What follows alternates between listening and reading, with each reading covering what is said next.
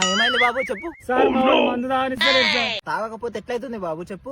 ఉన్నట్టుండి నా నీడ నన్ను వీడినట్టు ఉంది, నా రెండు కళ్ళు తాగకుంటే బయటకొచ్చినట్టు ఉంది.